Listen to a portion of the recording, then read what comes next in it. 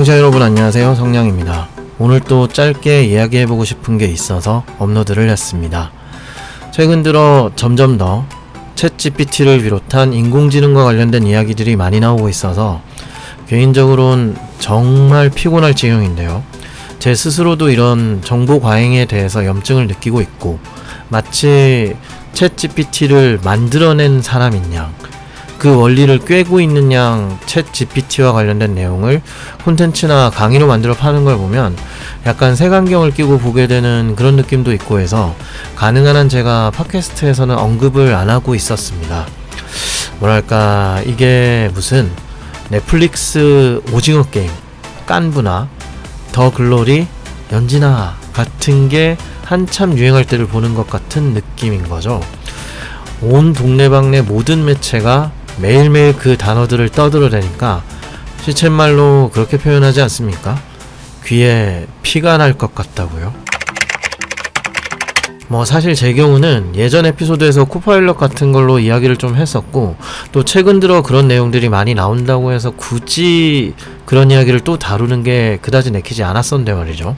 얼마 전에 주변에서 재미난 소식을 공유해 주신 게 있어서 이 부분은 좀 이야기를 해보고 넘어가는 게 좋을 것 같아 짤막하게나마 이야기를 해보려고 합니다. 이 소식을 들은 시기 자체는 사실 한참 전인데요. 제가 요 최근에 업무 일정에 공부하는 거에 대외 활동 일정까지 다 겹쳐서 팟캐스트를 또 2달가량 거의 손 놓고 있던 차라 정규 에피소드 내기 전에 뭔가 일단 가벼운 이야기라도 하나 다뤄야겠다 싶은 생각도 들어서 잠깐 여유가 생긴 김에 부랴부랴 준비해서 업로드를 하게 됐습니다. 그래서 이야기하려고 하는 내용은 에피소드 제목에 써져 있는 그대로인데요. 생성형 AI, 프롬프트 엔지니어링, 코딩 자동화 등등 뭐든 다 갖다 붙이고 있는 챗 GPT와 코파일럿 등 이런 유명 AI 기술 사용률은 빠른 속도로 높아지고 있는데, 그에 반해서 프로그래밍을 포함한 여러가지 소프트웨어 기술을 배우거나 그걸 사용하는 사람들이 직접 질문을 올리고 그 지식에 대해서 알고 있는 사람에게서 답을 얻어가는 대표적인 플랫폼, 코딩용 글로벌 네이버 지식인이라고 볼 수 있는 스택 오버플로우의 사용률은 반대로 빠르게 감소하고 있다라는 거예요. 이런 내용을 다루는 아티클이 몇 군데에서 나와서 한참 시끄럽고 아직도 좀 시끄러운 상태라서 살짝 이야기해보려고 합니다. 2023년 4월과 5월쯤에 해외 아티클 등에서 나왔던 내용인데요. 해당 링크를 에피소드 본문에 공유 드릴 테니까 필요하신 분들은 한번 들어가서 직접 그래프와 같은 참고 자료와 함께 보시면 더 좋을 것 같습니다. 가장 자세하게 내용이 잘 나온 것은 트래픽 통계 사이트로 유명한 시밀러웹의 4월 19일자 아티클이고요. 이 아티클에서 나온 내용과 관련된 내용을 대략적으로 이야기해 보겠습니다. 현재 이 에피소드가 나가는 시점에는 이 아티클은 6월에 마지막으로 업데이트가 되었습니다. 아직 감자가 식지 않은 상태인 거예요. 내용을 간추려서 말씀드려 볼게요.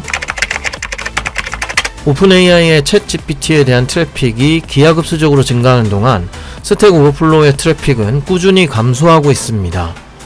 스택 오버플로우의 트래픽은 2022년 초부터 감소하고 있는데, 이는 마이크로소프트의 GitHub에서 제작한 코파일럿의 도입이 어느 정도 영향을 끼쳤을 수도 있다라고 얘기하고 있네요. 그러면서 코파일럿은 챗GPT와 동일하게 대규모 언어 모델 기반으로 구축됐고, VS 코드의 플러그인으로 사용하면 개발자가 코드를 복사해서 붙여넣고 뭔가 모르는 것에 대해 물어봐야 하는 스택 오버플로우를 이용하는 대신, 그러니까 코파일럿을 대신 사용하면 스택 오버플로우에 질문을 올리고 기다려야 하는 귀찮은 일을 안 할 수 있다. 이런 뉘앙스입니다. 뭔가 이렇게 해놓고 보니까 이 아티클 자체가 코파일럿을 좀 띄워주기 위한 글인가 싶은 느낌도 살짝 드는데, 뒤에 얘기까지 읽어보면 또 딱히 그런 느낌의 내용은 아닌 것 같기도 해요. 전년 대비, 그러니까 2022년 기준으로 스택 오버플로우의 트래픽은 계속 감소세에 있고, 챗GPT 쪽은 말할 필요도 없이 엄청나게 상승세에 있는데요. GitHub의 코파일럿도 꽤 인상적인 속도로 증가세를 보이고 있다라는 겁니다. 그리고 이러한 코드를 완성해주는 혹은 다음 코딩할 내용을 제시해주는 인공지능 서비스들에 의해서 스택 오버플로우가 죽을 것이다. 필요 없어진다는 뜻이겠죠. 이런 이야기가 있었다고 해요. 일단 이러한 변화 때문인진 모르겠지만 스택 오버플로우는 챗 GPT와 같은 생성 AI를 사용한 답변 및 댓글의 게시를 임시적으로 금지시켰습니다. 이게 금년 초쯤의 일이에요. 요 스택 오버플로우 공지 링크도 본문에 남겨놓겠습니다. 댓글들 반응이 굉장히 재밌으니까 한번 찾아가 보십시오. 그리고 여기 공지 댓글들 중에서 재밌는 내용은 스택 오버플로우 사용자 중에 몇 분이 챗 GPT에게 스택 오버플로우에서 챗 GPT를 금지시킨 것에 대해 의견을 물어본 내용을 가지고 온 겁니다. 챗 GPT야, 스택 오버플로우에서 너 사용 금지한다는데 네 생각은 어때? 이렇게 물어본 거죠. 역시나 인간은 재밌습니다.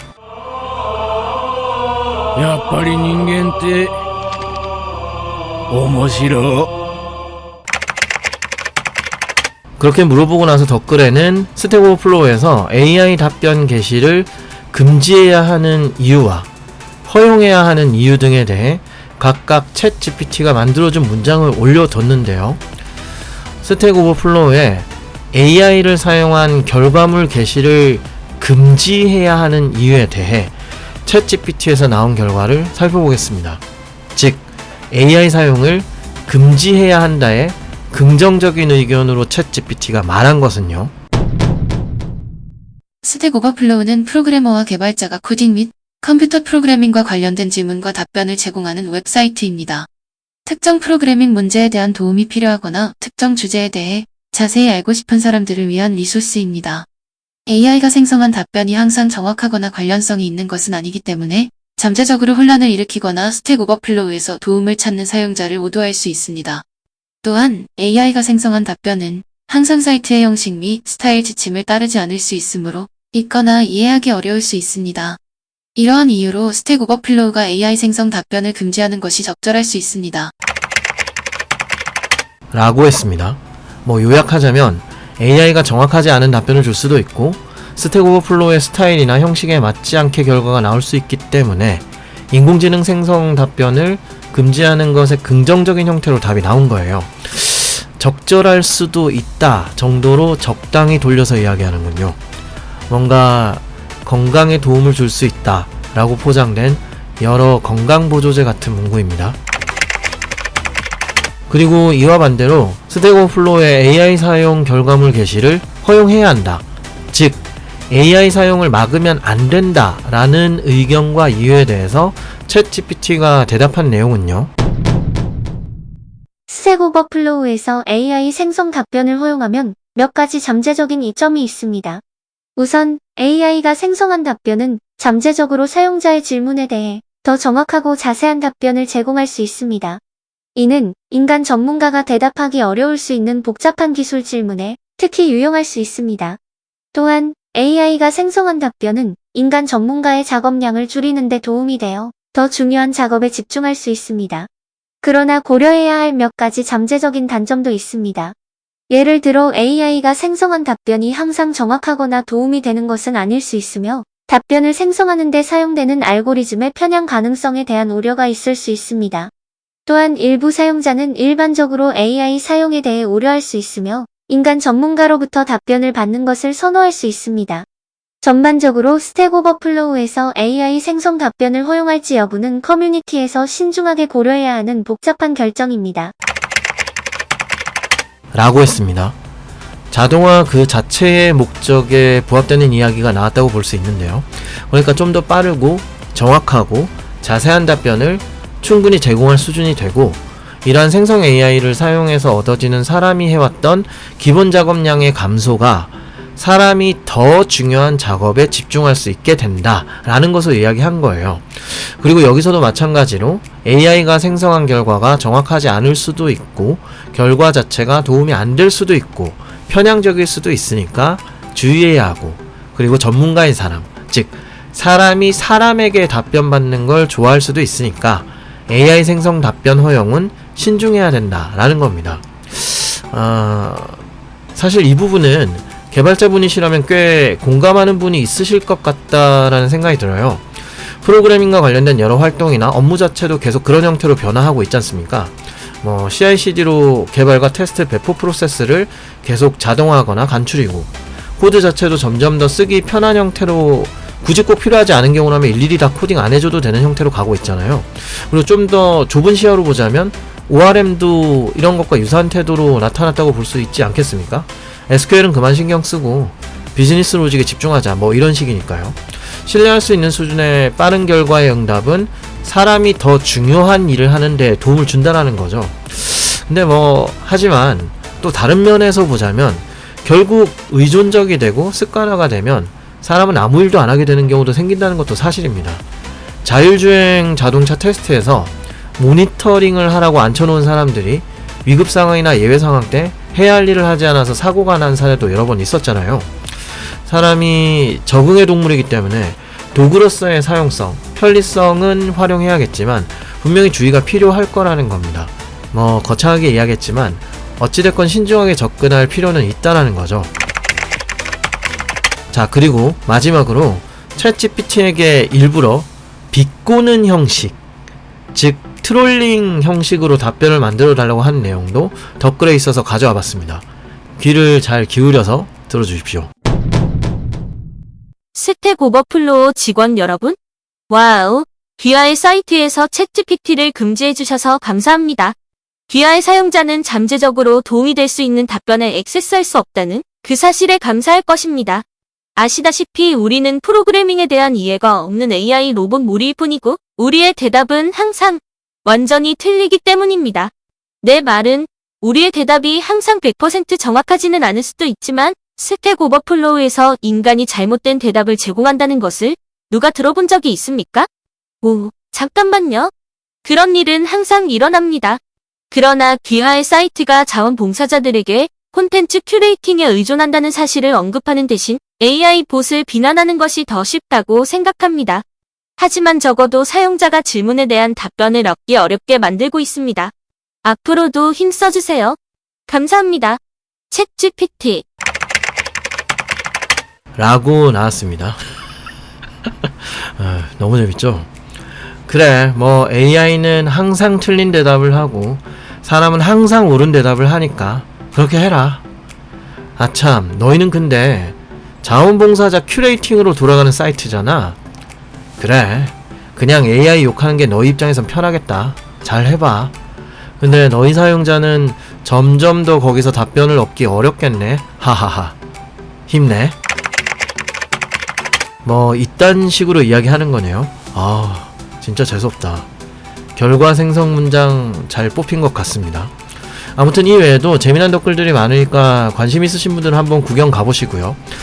방금 들려드린 긍정, 부정, 비꿈 이 세 가지 버전은 실제 스택 오버플로우의 AI 게시물 사용금지 공지에 올라온 댓글 중에서 챗GPT를 이용해서 이 사실에 대한 의견을 물어본 결과로 영어로 작성된 내용을 구글 번역기를 사용해서 한글로 번역한 후에 네이버 클로바 더빙에 세 가지 목소리를 각각 사용해서 읽게 한 겁니다. 일부러 좀 문장의 성격에 맞는 느낌의 음성을 골라서 사용해봤는데 청취자분들은 어떻게 들으셨는지 모르겠네요.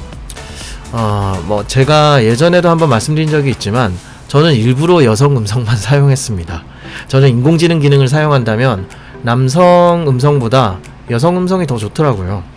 남성 음성이 필요하신 분들은 직접 또 한번 돌려보시고요. 번역이 좀 어색하거나 TTS 음성이나 발음이 약간 어색하기도 한 부분도 있긴 하지만 그래도 이 정도면 의미 전달 잘 되는 것 같지 않습니까? 좋은 시대에 살고 있는 것 같습니다, 우리가.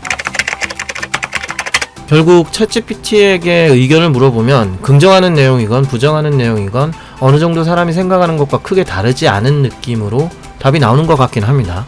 실제 사람들의 댓글도 비슷한 느낌의 반응이 꽤 있거든요. 그리고 이외에 디자인, 기술, 과학, SF 쪽을 다루는 웹사이트인 기즈모도 사이트에서도 이 시밀러 웹 아티클에 대한 의견을 5월에 게시했었는데요. 그 첫마디가 이렇습니다. 더 이상 컴퓨터 과학 숙제를 디버깅하는 데 도움을 받기 위해 포럼에서 낯선 사람과 이야기를 할 필요가 없습니다. 그냥 AI 챗봇을 사용하세요. 어그로를 잘 끈 것 같아요. 여기서도 시밀러웹 통계 자료를 언급하면서 스택 오버플로우 트래픽 감소와 코파일럿 그리고 챗GPT 트래픽 증가를 이야기하고 있습니다. 여기서 이런 의견도 나옵니다.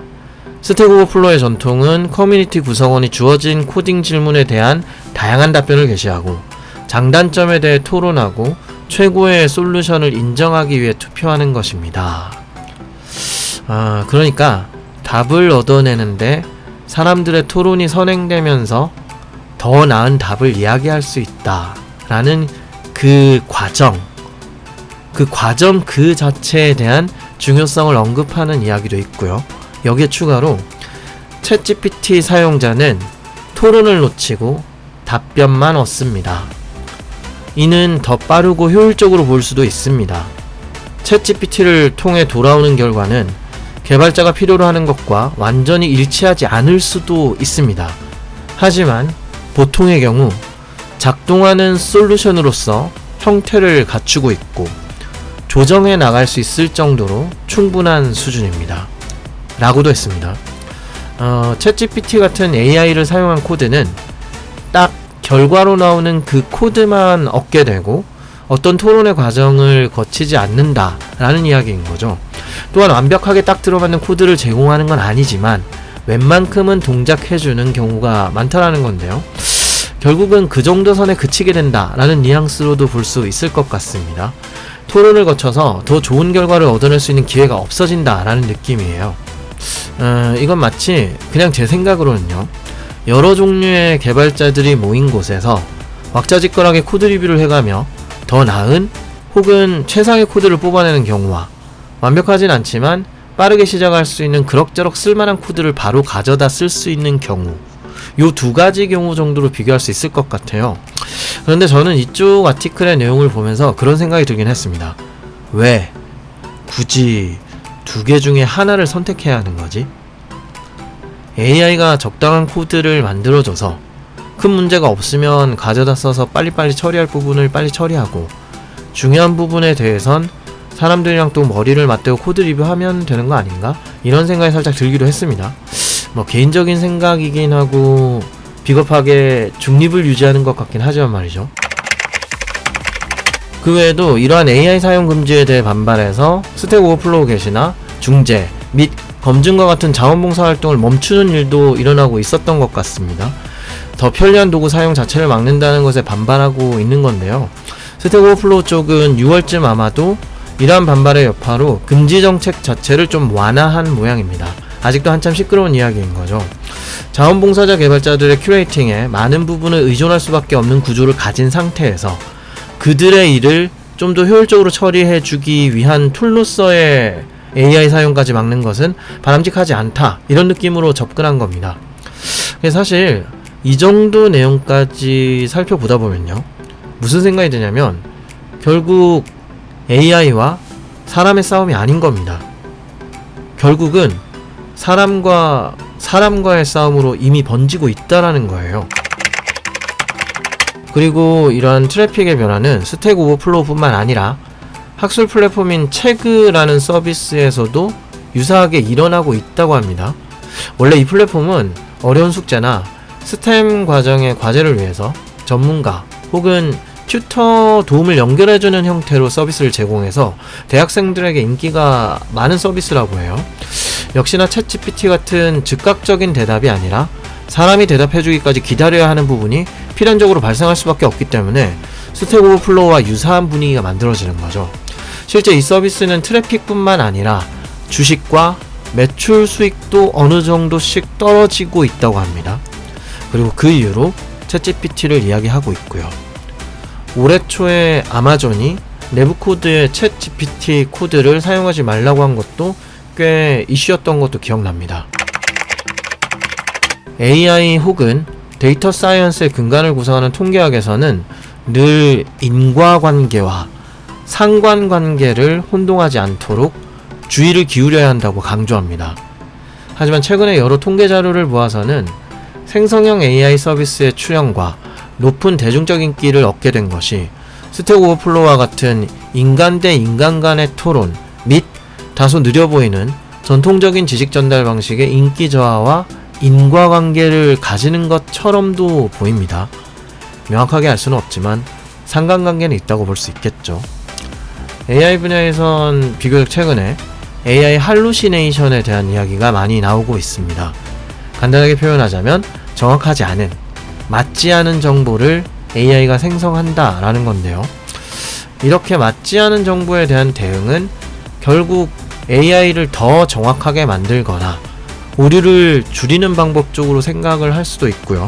또 하나는 사람이 어느 정도 관여해서 틀린 정보를 걸러낼 수 있게 하는 대응도 생각해 볼 수 있다고 합니다. 그런데 꼭 AI 할루시네이션과 같은 거창한 이야기를 꺼내지 않아도 비슷한 경우는 이미 많이 일어나고 있다고 저는 생각합니다. 유튜브에서 이야기하는 대로 투자를 했다가 돈을 날렸다라는 이야기, 아무 정보 없이 가치 없는 코인에 투자했다가 망한 이야기, 사기당한 이야기, 피싱, 스미싱, 다 뭔가 잘못된 정보로 사람에게 피해를 준 건데 이건 사람이 노리고 있다는 거고요. AI의 경우는 학습한 내용에서 예측할 수 없는 내용이거나 맞지 않는 내용이 나온다는 건데 결국 그런 AI들이 학습한 내용이 사람들이 만들어낸 여러 데이터를 학습한 거니까, 사람들이 만들어낸 걸 학습해서 결과를 뱉어내는 거니까 그럴 수도 있겠다 싶긴 합니다. 청취자 여러분들께서는 어떻게 생각하시나요? 이렇게 자동화돼서 쉽게 코드나 답을 내주는 생성형 AI가 사람 대 사람 간의 전통적인 지식 전달을 완전히 대체할 수 있다고 생각하시나요? 저는 개인적으로 오늘 에피소드를 준비하면서 이런 생각들이 좀 들었습니다. 좀 뜬구름 잡는 이야기일 수도 있는데요. 자율주행 자동차가 완성되면 개인 운전기사, 즉 수행기사가 없어질까요? 완강히 반대하고 손도 안 대려는 사람도 많지만 저렴한 비용으로 대량 생산이 가능한 유전자 조작 식량은 쓸모가 없었던가요? 고급 브랜드의 수제 패션 잡화들과 공산품으로 나오는 저렴한 제품들이 절대적인 품질상으로 드라마틱하게 차이가 나지 않는 시대에 이르렀지만 그 가격은 몇십 배, 몇백 배 이상 차이가 나는 건 또 어떨까요? 있는 집에서는 수많은 엘리트 인재를 붙여서 과외를 시킬 수도 있겠지만 그럴 여력이 없거나 가정 형편이 매우 어려운 상황인 경우라도 스스로가 의지를 가지면 EBS가 됐건 무크가 됐건 하다못해 유튜브가 됐던 간에 뭐든 접근성 좋은 뭔가를 활용해서 공부를 해나갈 수 있는 것도 그 나름의 의미가 있지 않을까요? 그게 아주 고품질의 유일무이한 수준의 오류 하나 없는 장인의 손길로 제작되는 궁극의 뭔가가 아니라도 말이죠. 코드가 됐건 뭐가 됐건 말입니다. 성량의 불친절한 코딩 이야기였습니다.